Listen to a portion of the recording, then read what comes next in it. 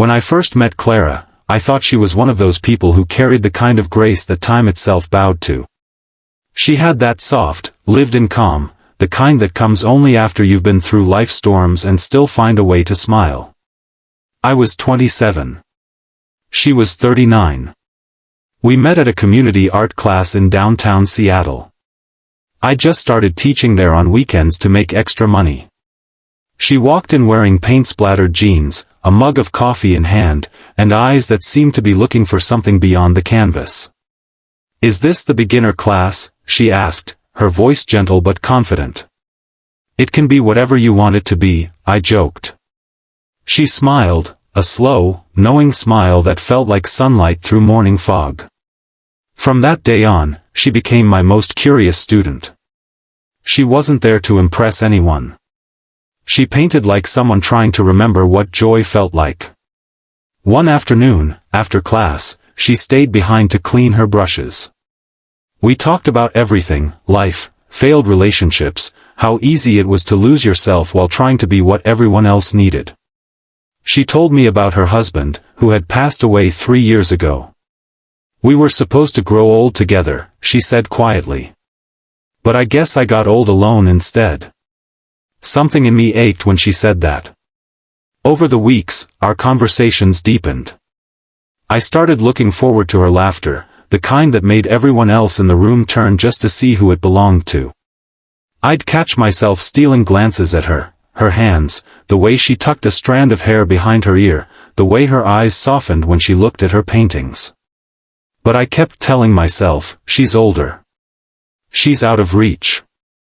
Then one rainy evening, after class, we both stayed late.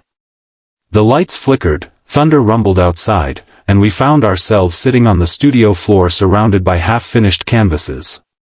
She looked at me and said, "You know what's funny? I used to think art was about capturing what's beautiful. But lately, I think it's about capturing what's fleeting." I nodded, unsure of what to say. Then she looked at me in a way that felt too long, too honest. "You remind me that life still happens," she whispered. "You make me forget my age." The world seemed to still around us. It wasn't romantic in the way people write songs about. It was something softer, something sacred, two people meeting in a quiet moment of understanding that we didn't rush into anything. There were no grand declarations, no clichés.